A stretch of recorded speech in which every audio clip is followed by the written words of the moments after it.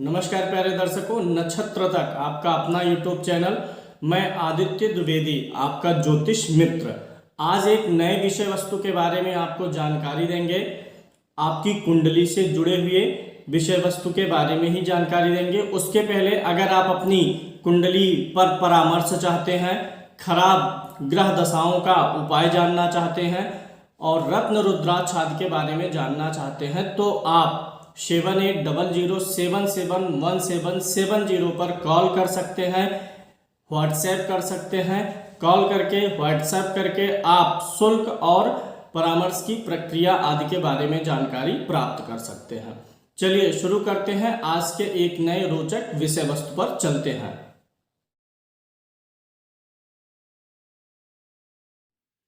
आज हम बात करने वाले हैं कुंडली के अष्टम भाव में। ये जो 8वां घर है, सबकी कुंडली में 8वां घर यही होगा। तो 8वें घर में शनि, राहु और केतु के प्रभाव के बारे में चर्चा करेंगे। 8वें घर में राहु और केतु का जो प्रभाव होगा यह समान होगा, यानी जो बातें बताई जाएंगी राहु के लिए वही केतु के लिए भी जानना होगा। थोड़ी चीज़ें अलग होती हैं, उनकी भी चर्चा कर लेंगे। पहले शनि की चर्चा करते हैं। लग्न कुंडली के अष्टम भाव में अगर शनि महाराज विराजमान हैं आपकी कुंडली में या आपके परिवार में किसी की भी कुंडली में, तो क्या प्रभाव देंगे इसे हम आज समझते हैं। 8वें भाव का शनि जो है यह तांत्रिक विद्याओं में निपुणता देता है और ऐसा तांत्रिक कपालधारी हो सकता है, कपाल क्रियाओं में सफल हो सकता है। 8वें घर का शनि दुख देता है क्योंकि शनि खुद दुखों का कारक ग्रह है और 8वां भाव भी दुखों का ही कारक माना जाता है। तो यहाँ का शनि बैठा हुआ व्यक्ति के जीवन को उसी प्रकार से शुद्ध करने में लग जाता है जिस प्रकार से लोहा और सोना तप करके अपनी शुद्धता पर आते हैं, इस्तेमाल करने लायक हो जाते हैं। जिसकी भी कुंडली में शनि अष्टम में है, ऐसे व्यक्ति के अंदर अगर ईगो, घमंड, गुरूर जरा सा भी है तो शनि ऐसे व्यक्ति को घोर दुख देंगे। शनि यहाँ जो अष्टम भाव में होता है व्यक्ति को अभिमान रहित करने का प्रयास करते हैं। अगर व्यक्ति अभिमान रहित है, ईगो नहीं है, तो व्यक्ति शनि की कृपा पाएगा और अगर ईगो है तो शनि उसे अग्नि में तपाएंगे और उसे सीधा करेंगे। अष्टम भाव का अगर शनि है और 7.5 भी शनि से चलती है, अष्टम भाव में स्थित शनि की 7.5 भी बहुत ही पीड़ादायक होती है और ऐसे व्यक्ति को अपमान सहना पड़ता है। और ऐसा व्यक्ति जिसके शनि अष्टम में है वह अपने तकदीर के साथ लड़े ना, समय के साथ बहता चले और अपने सिर्फ ईगो का त्याग करता रहे। शनि महाराज उसके लिए रास्ता निकालते रहेंगे। और अगर शनि यहाँ पर है, व्यक्ति में ईगो है, व्यक्ति कितना भी लड़ ले किस्मत से सफल नहीं होने वाला है। अब यहाँ पर एक चीज़ समझिएगा, 8वां भाव जो है यह अंधकार है, अंधकार है और शनि खुद भी अंधेरे का कारक ग्रह है। तो अंधेरा और भी गहरा जाता है ऐसे व्यक्ति के जीवन में जिसका शनि यहाँ पर है। शनि सूर्य का पुत्र है और इनकी माता का नाम छाया है। तो छाया इनकी माता है, सूर्य पिता है। छाया मतलब भी अंधेरा होता है, धुंधलापन, अंधकार से ही जुड़ा हुआ है।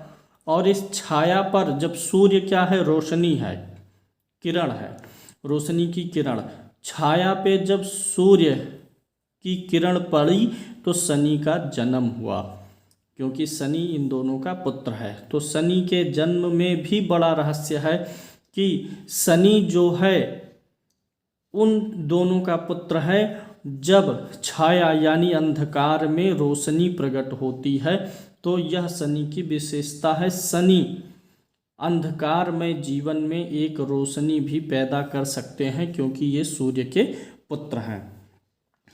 इसलिए व्यक्ति को जीवन में ईगो का त्याग करके बढ़ना चाहिए। अगर यहाँ का शनि है तो एक कथा आती है, पुरानी कथा आती है।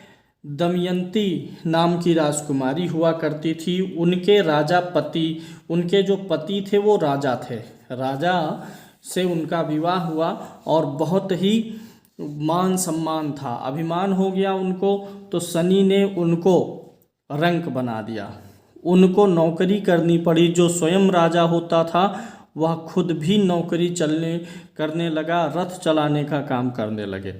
और जब उनका अहंकार पूर्ण रूप से शनि ने तोड़ दिया, उनके अंदर से अहंकार मिट गया, उनके अंदर से यह भावना चली गई कि हाँ मैं सब कुछ कर सकता हूँ, कि मेरे ऊपर किसी का कोई प्रभाव नहीं है। ऐसी भावनाएं जब निपट गईं तो फिर से वो राजा हो गए और अपना खोया हुआ मान प्रतिष्ठा फिर से वापस पा गए, राज दरबार वापस पा गए। तो इसलिए 8वें का शनि जिसके है वह घमंड तो बिल्कुल ना करे। 8वें घर का शनि जो है वैवाहिक जीवन में भी कई परेशानियां पैदा करता है। ऐसा नहीं है पत्नी से मतभेद करा के ही परेशानी पैदा करे। जीवन पत्नी के साथ सुख में बिताने के लिए धन की ज़रूरत है, और जिन चीज़ों की ज़रूरत है उन चीज़ों में शनि कमी कर देता है अगर 8वें भाव में शनि बैठा है तो। अच्छा, यहाँ पर कुछ लोग कहते हैं कि अगर अष्टम भाव में शनि हो तो ऐसे व्यक्ति को जमीन जायदाद ससुराल पक्ष से मिल सकती है। लॉजिक समझिएगा, अष्टम भाव किसका घर है? मौत का, और शनि भी मौत का कारक ग्रह है। तो मौत का ग्रह जब मौत के भाव में बैठेगा तो मौत से जुड़ी हुई संपत्ति दिलवाएगा। कोई ऐसा व्यक्ति जिसके कोई पुत्र संतान नहीं है, यानी कि पुत्रों की मौत हो गई हो, पुत्र ना हुए हों, तो ऐसे सास ससुर के मरने पर वह संपत्ति प्राप्त हो सकती है। लेकिन इसकी प्रबल संभावना तब होती है जब अष्टम भाव में शनि स्वागृही हो, अपने घर का हो, 10 नंबर की गिनती हो, 11 नंबर की गिनती हो, या फिर शनि यहाँ पर उच्च का हो यानी 7 नंबर की गिनती पर हो। शनि अष्टम का स्वामी है और सप्तम का भी स्वामी है, तो या तो अष्टम में ही स्वागृही उच्च हो या अष्टम का स्वामी होने के जैसा कि सिंह लगन में ही संभव है, तो यहाँ पर शनि बैठ जाए, अष्टम का भी स्वामी होकर के सप्तम में बैठे, स्वागृही हो, उच्च का हो, तो इस बात की संभावना अधिक बढ़ जाती है कि व्यक्ति को ससुराल से संपत्ति की प्राप्ति हो सकती है। शनि टांगों का, पैर का प्रतीक है, द्वादश भाव का कारक है, तो अष्टम भाव में बैठा हुआ शनि पैरों में तकलीफ देता है। और यहाँ से शनि द्वितीय भाव को आँखों पर दृष्टि डालेगा तो व्यक्ति के आँखों में भी कमी पैदा कर देता है, नज़र में कमी, दोष पैदा करता है, देखने में परेशानी पैदा कर सकता है। इसके साथ साथ अगर शनि यहाँ है, नज़र में कोई प्रॉब्लम ना भी हो तो ऐसे व्यक्ति की नज़र खराब हो जाती है, दूसरों के धन पर गलत नज़र ऐसा व्यक्ति डालता है। तो यहाँ का शनि ऐसा भी अशुभ प्रभाव देता है। अगर शनि अष्टम में बैठेगा तो पंचम भाव को भी देखेगा, जो कि काल पुरुष की कुंडली के अनुसार सूर्य का घर है और सूर्य को शनि शत्रु मानता है। तो अष्टम भाव का शनि दशांतर दशा में संतान को भी पीड़ित करता है, संतान से संबंधित परेशानी पैदा करता है। एक बड़ी ही गूढ़ और रहस्यमयी बात यह है कि शनि शराब का कारक ग्रह है। जैसे अष्टम में शनि है तो ऐसे व्यक्ति के अंदर ईगो आता ही आता है, उसी प्रकार से ऐसे व्यक्ति के शराबी होने की संभावना भी बहुत अधिक हो जाती है। अगर 8वें भाव में शनि है तो व्यक्ति ईगो छोड़ दे और शराब छोड़ दे। चूँकि शनि यहाँ है तो मुश्किल होता है, अगर व्यक्ति शराबी है तो लती बनाने का प्रयास करेगा शनि, लेकिन अगर ऐसा व्यक्ति ईगो के साथ साथ मदिरापान छोड़ दे तो ऐसा शनि व्यक्ति को चोटी पर पहुंचा देगा, टॉप लेवल पर पहुंचाएगा। और अगर ईगो और शराब दोनों है और शनि अष्टम में है तो ऐसे व्यक्ति को शनि गर्त में पहुंचाएगा, ऐसे व्यक्ति को मटिया मेट कर देगा। तो इस चीज़ को देखना है। हाँ, एक अच्छा प्रभाव यह है कि यहाँ का शनि आयु बढ़ाता है। कारण यह है कि 8वां घर मौत का है और शनि भी मौत का कारक ग्रह है। तो शनि एक तो मौत वाले भाव में मौत का कारक ग्रह बैठ गया तो आयु पर बुरा प्रभाव डालना कम कर दिया। दूसरी चीज़, यहाँ से शनि जहाँ भी कुंडली में बैठेगा वहाँ पर धीमापन लाएगा, स्लोनेस लाएगा। लगन में बैठ जाए तो व्यक्ति को आलसी बना देगा, सप्तम में बैठ जाए तो पति के स्वभाव, पत्नी जीवन साथी के स्वभाव में धीमापन। ऐसे ये मौत का घर है तो मौत के घर में जब शनि बैठ गया तो मौत में भी धीमापन, यानी धीमी गति से मौत आएगी, धीमी गति से आएगी यानी मौत देर से होगी। आयु बढ़ाने का काम यहाँ पर शनि कर देते हैं। 8वें घर का शनि अगर हो तो ऐसे व्यक्ति को आहिस्ता आहिस्ता काम करने की आदत होती है, क्योंकि यहाँ से शनि की तीसरी दृष्टि कर्म भाव पर जाएगी, तो कर्म भाव में भी धीमापन आ जाता है, धीरे धीरे काम करने की आदत बनती है। तो शनि यहाँ पर है तो अच्छा नहीं है। सिर्फ आयु के मसले को छोड़ दें तो 8वें भाव का शनि अच्छा नहीं है। हालांकि अगर स्वराशि का है, विपरीत राजयोग वगैरह बना रहा है तो अलग बात है, अन्यथा इन जनरल यहाँ का शनि खराब है।